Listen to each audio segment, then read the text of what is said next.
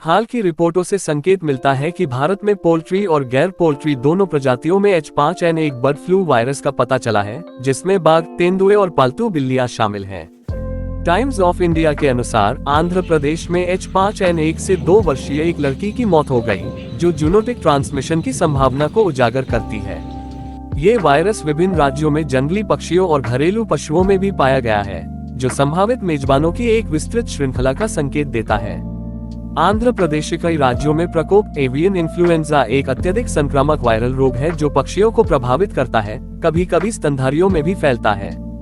2006 में भारत में पहली बार इसका पता चलने के बाद से कई राज्यों में सालाना प्रकोप की सूचना दी गई है। इस वर्ष वायरस ने क्रॉस प्रजाति संचरण दिखाया है, जो न केवल पोल्ट्री बल्कि जंगली पक्षियों और कुछ क्षेत्रों में बड़ी बिल्लियों को भी प्रभावित कर रहा है।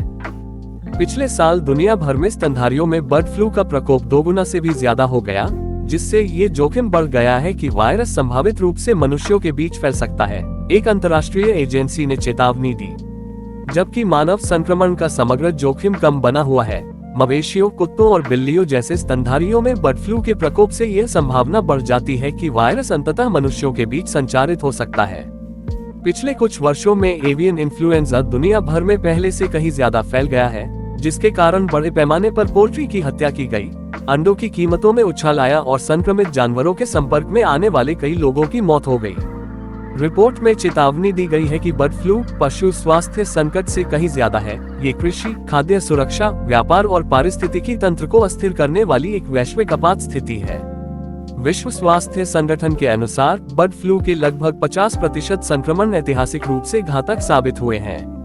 इसमें कहा गया है कि अब तक पाए गए मानव मामले ज्यादातर उन लोगों से जुड़े हैं जो संक्रमित पक्षियों और अन्य जानवरों या दूषित वातावरण के निकट संपर्क में थे।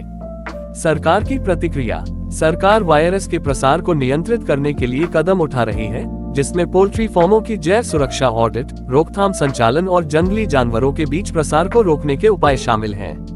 रोकथाम। फूड नेटवर्क के अनुसार संक्रमण को रोकने के लिए अधिकारी पोल्ट्री और अंडों को अच्छी तरह से पकाने सहित उचित खाद्य हैंडलिंग प्रथाओं के महत्व पर जोर दे रहे हैं। खुद बचें और दूसरों को भी बीमारियों से बचाएं। जानकारी अच्छी लगी हो तो लाइक करें, कमेंट करें और सब्सक्राइब भी करें। धन्यवाद।